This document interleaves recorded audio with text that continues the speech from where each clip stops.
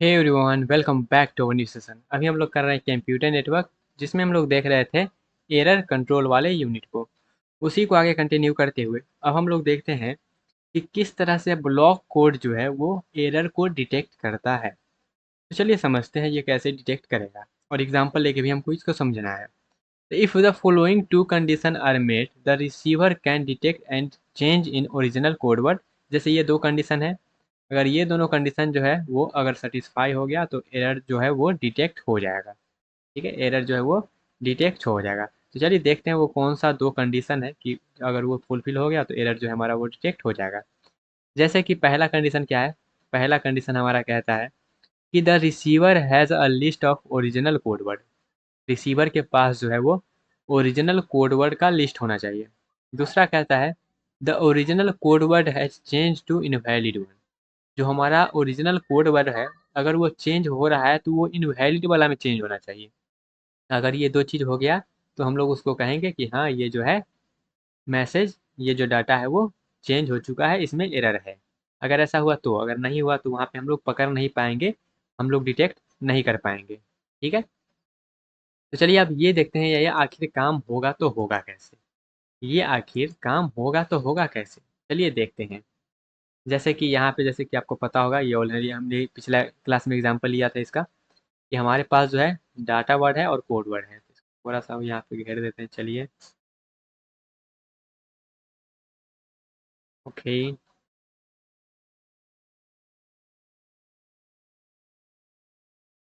Okay, इसको भी कर दें।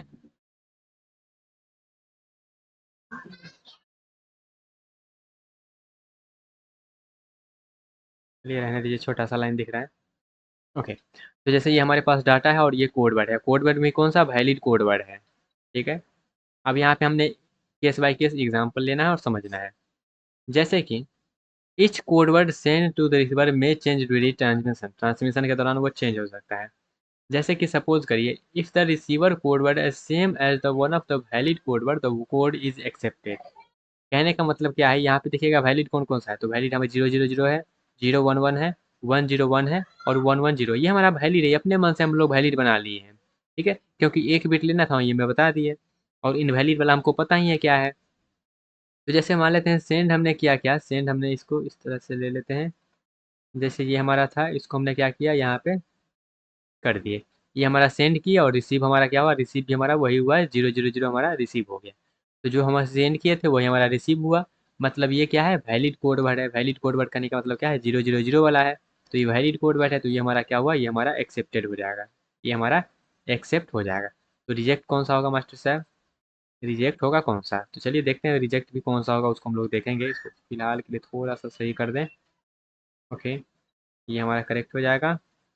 अब सेकंड केस देखते हैं, इसका सेकंड केस कैसा कहता है। सेकंड केस कहता है कुछ इस तरह का कि if the receiver code word is not valid. अगर रिसीवर कोड वर्ड जो भेज रहा है वो वैलिड है ही नहीं, तो वैलिड नहीं है तो उसको हमको पता ही है ना, वैलिड नहीं है तो वो तो गड़बड़ हुआ है कुछ ना कुछ। जैसे कि हमने 001 भेजा और ये 100 बन गया, तो 100 तो हमारे कोड वर्ड में नहीं है, 100 तो नहीं है, मतलब इसे मैच नहीं किया, तो सिंपल कह दीजिए कि ये हमारा जो है वो रिजेक्ट हो जाएगा। यहाँ पे है कुछ ना कुछ एरर है, यहाँ पे रिजेक्ट हो जाएगा। लेकिन थर्ड केस बहुत इंपॉर्टेंट है। थर्ड केस क्या कहता है, थर्ड केस थोड़ा सा लफड़ा करेगा, क्या देखिएगा। यहाँ पे उसके इक्वल भी हो जाएगा और फिर भी एरर रहेगा, उसके इक्वल हो जाएगा और फिर भी वहाँ पे एरर रहेगा। चलिए देखते हैं कैसे वो एरर रहेगा और डिटेक्ट नहीं कर पाएगा। The code word is corrected during transmission, but the receiver word still match the valid code word, the error remain undetected. जैसे कि हमने 0 0 भेजा और यहाँ पे 1 1 0 बन गया, मतलब 2 बिट करप्ट हो गया। अगर 2 बिट करप्ट हो गया यहाँ पे, तो ये जो है इससे मैच कर रहा है, मैच कर रहा है तो ये वैलिड हो जाना चाहिए, लेकिन ये क्या है, ये हमारा इनवैलिड है। तो यहाँ पे जो है रिसीवर डिटेक्ट नहीं कर पाएगा, ये डिटेक्ट नहीं कर पाएगा कि गड़बड़ है कि नहीं। ठीक है, तो आई होप आपको ये समझ में आया होगा कि हैमिंग डिस्टेंस वाला जो है ये किस प्रकार से अपना, अब हम लोग देखेंगे। लेकिन इससे पहले ये कोड वर्ड वाला समझ में आया कि कोड वर्ड किस तरह से एरर को डिटेक्ट करता है और किसको डिटेक्ट वो नहीं कर सकता है। आई होप आपको ये समझ में आ गया होगा। चलिए बढ़ते हैं नेक्स्ट टॉपिक की तरफ, जो कि हमारा है हैमिंग डिस्टेंस। अब ये हैमिंग डिस्टेंस क्या है उसको समझिएगा, और ये छोटा सा है, बहुत ही इंपॉर्टेंट टॉपिक है। चलिए समझते हैं हैमिंग डिस्टेंस। तो हैमिंग डिस्टेंस एक सिंपल सा डिस्टेंस है। Hamming distance between two binary string of same size of the number of distance between corresponding bit. Hamming distance between two binary string जैसे हम डिनोट करते हैं, जैसे कि मान लेते हैं ये हमारा क्या है 000 और ये 001, मतलब कितना बिट करप्ट हुआ है, कितना बिट चेंज हुआ है, उसको हम लोग बोलते हैं हैमिंग डिस्टेंस। जैसे कि यहाँ पे हम लोग बात करें, जैसे ये 0 तो है वो 0 बन गया, लेकिन ये 0 जो है यहाँ पे 1 बन गया है, और ये जो 0 है ये हमारा पास यहाँ पर 1 बन गया। 2 बिट करप्ट हुआ है तो इसको यहाँ पे हम बोलेंगे 2, ये हमारा हैमिंग डिस्टेंस आ गया। सेम उसी प्रकार से यहाँ पे 3 बिट करप्ट हुआ है तो उसको हम लोग बोलेंगे 3, ये हमारा हैमिंग डिस्टेंस आ गया। जितना बिट करप्ट होगा उतना हमारा हैमिंग डिस्टेंस आएगा। जैसे मान लेते हैं ये 0 से 1 हो गया, फिर ये तो चेंज हुआ नहीं है, ये वाला फिर चेंज हो गया है, और फिर ये वाला चेंज हो गया है, तो यहाँ पे हैमिंग डिस्टेंस क्या आ गया, 3 आ गया। तो हैमिंग डिस्टेंस को हम जो है एक्सॉर करके भी निकाल सकते हैं। इस तरह से तो निकाल ही सकते हैं, लेकिन साथ में हम लोग एक्सॉर करके भी उसको निकाल सकते हैं। अब एक्सॉर करके कैसे निकालेंगे मास्टर साहब? तो चलिए मास्टर साहब आपको जो है ज्ञान दे रहे हैं कि किस तरह से हम लोग जो है एक्सॉर करके निकालेंगे। तो एक्सॉर ऑपरेशन आपको आता है ना? एक्सॉर आता है ना? बिल्कुल आता होगा।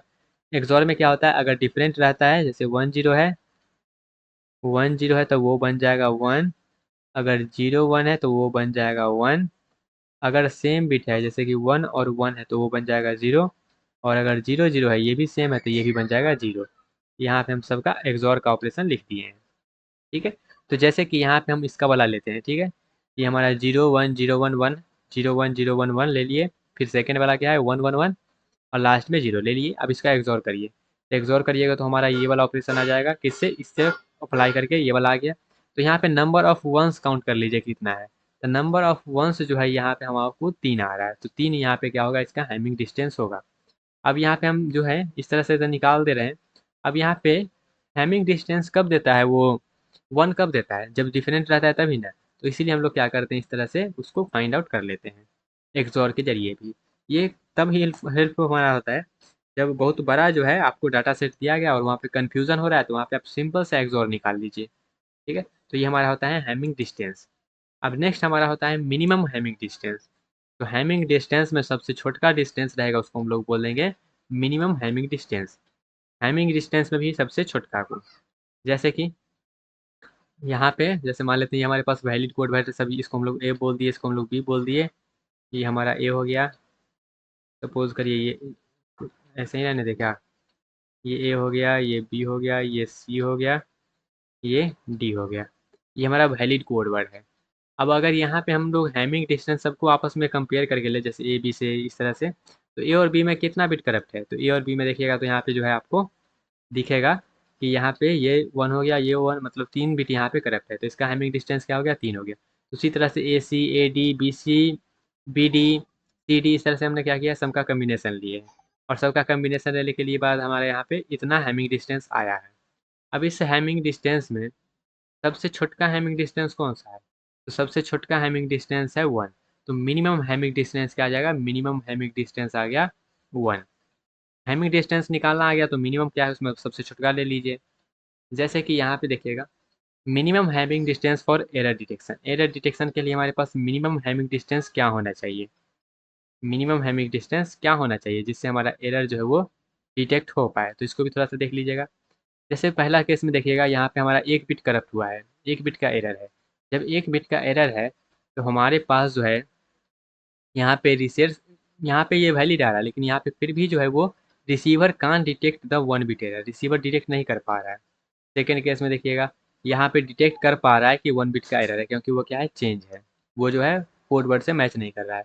तो यहाँ पे जितना भी हमारे पास जो है all 1 bit error can't be detect, जितना भी 1 बिट का एरर है वो डिटेक्ट नहीं हो पा रहा है। ठीक है, तो यहाँ पे हम ऐसा कह सकते हैं कि अगर मिनिमम हैमिंग डिस्टेंस 1 है तो हमारे पास जितना भी 1 बिट का एरर है वो डिटेक्ट नहीं हो पा रहा है। सेकेंड केस देखते हैं। सेकेंड केस में यहाँ पे मिनिमम हैमिंग डिस्टेंस क्या है, हमारे पास 2 है। मिनिमम हैमिंग डिस्टेंस क्या है, 2 है। इसको हम केस 1 बोल देते हैं। चलिए इसको थोड़ा सा इधर कर दें।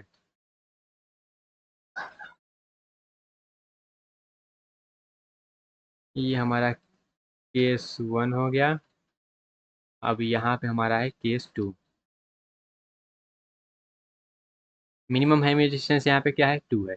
जब मिनिमम हैमिंग डिस्टेंस 2 है तो केस 1 में देखिएगा यहाँ पे, तो यहाँ पे इनवैलिड कोड वर्ड है, चेक ये हो गया। फिर यहाँ पे, फिर यहाँ पे, तो यहाँ पे हम लोग जो है जितना भी 1 बिट का एरर है वो हम डिटेक्ट कर पा रहे हैं। अगर मिनिमम हैमिंग डिस्टेंस 2 है तो हम लोग जो है ऑल को डिटेक्ट कर पा रहे हैं, डिटेक्ट कर पा रहे हैं एरर को।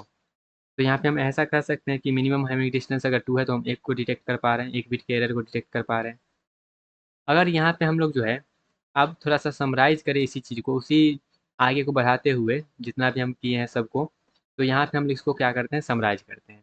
समराइज करेंगे तो क्या कहेंगे, हम कहेंगे ये वाला point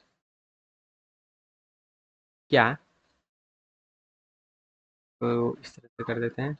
if minimum Hamming distance D, अगर मिनिमम हैमिंग डिस्टेंस डी है तो हम लोग D-1 बिट तक के एरर को जो है डिटेक्ट कर सकते हैं, detect up to D-1 bit. अगर हमको जो है मिनिमम हैमिंग डिस्टेंस डी दिया गया है तो हम D+1, अगर हमको डी बिट को करेक्ट डिटेक्ट करना है तो हमको D+1 मिनिमम हैमिंग डिस्टेंस होना चाहिए। अदरवाइज हम लोग जो है सभी को नहीं कर पाएंगे, कुछ ना कुछ गड़बड़ रह जाएगा। तो इसलिए इस सिचुएशन को समझने के बाद ये आपको समझ में आना चाहिए कि मिनिमम हैमिंग डिस्टेंस कितना मैटर करता है हमको डिटेक्ट करने के लिए एरर को। ठीक है, आई होप आपको ये समझ में आया होगा। चलिए अब बढ़ते हैं थोड़ा सा आगे लीनियर ब्लॉक कोड के, और समझते हैं इस पे ये क्या चीज़ है, और इस पे हम लोग थोड़ा सा टिप्पणी करते हैं। छोटा सा टॉपिक है तो पहले कलरफुल कर दें। चलिए कलरफुल कर देते हैं।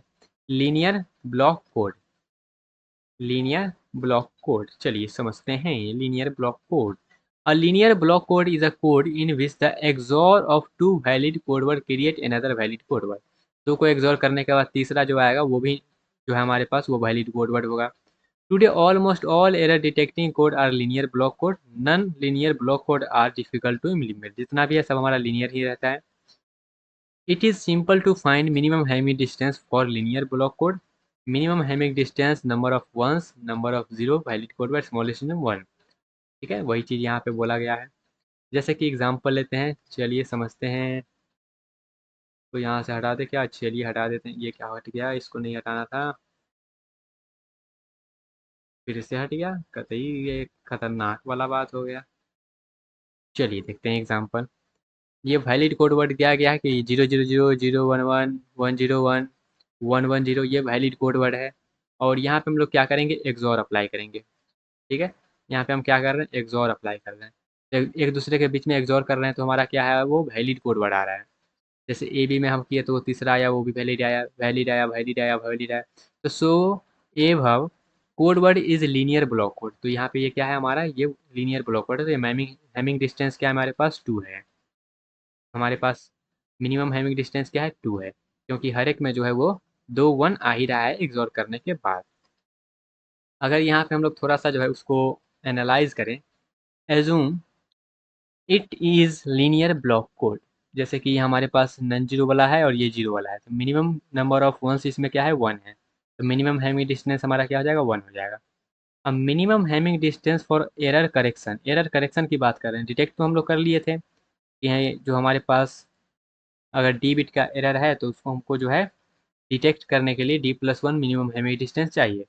अब हम थोड़ा सा बात करते हैं कि मिनिमम हैमिंग डिस्टेंस कितना होना चाहिए कि एरर को हम लोग करेक्ट कर पाएँ।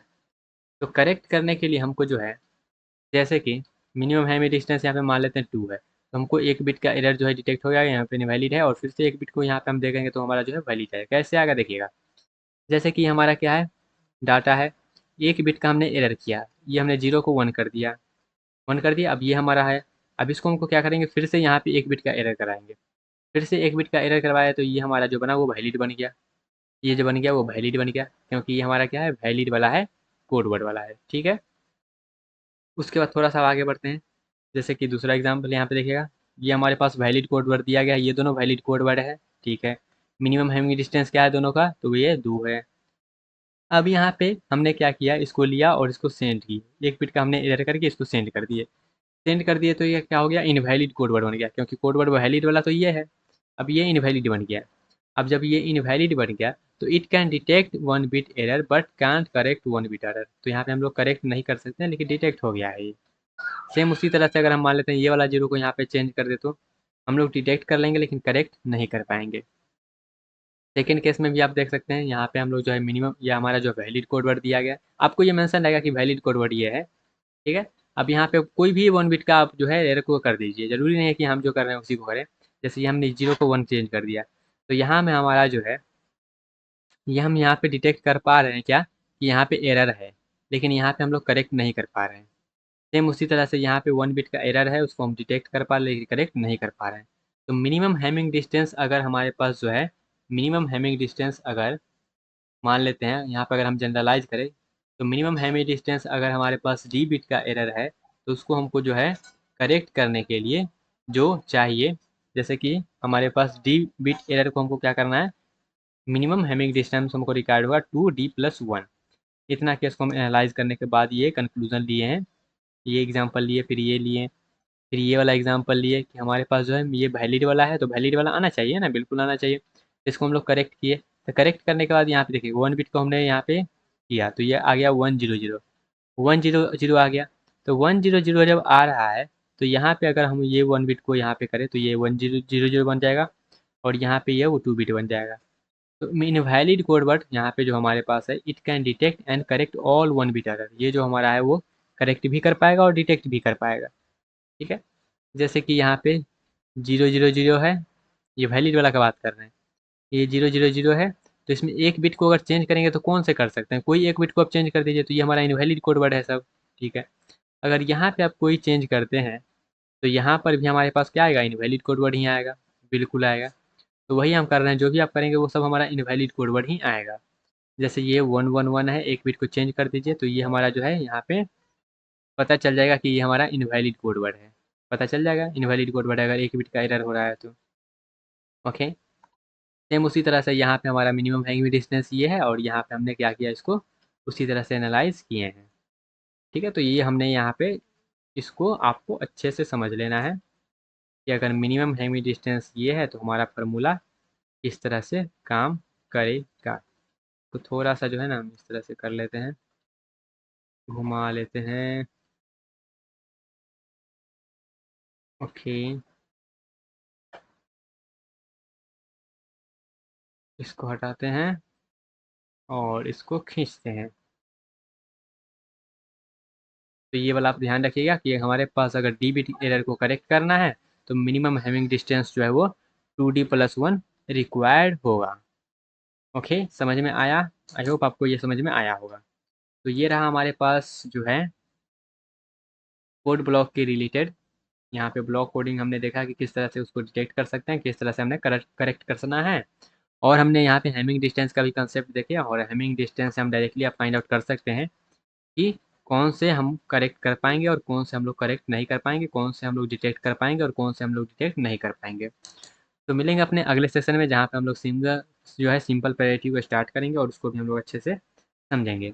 तब तक के लिए bye bye, ta-ta, take care and all the best.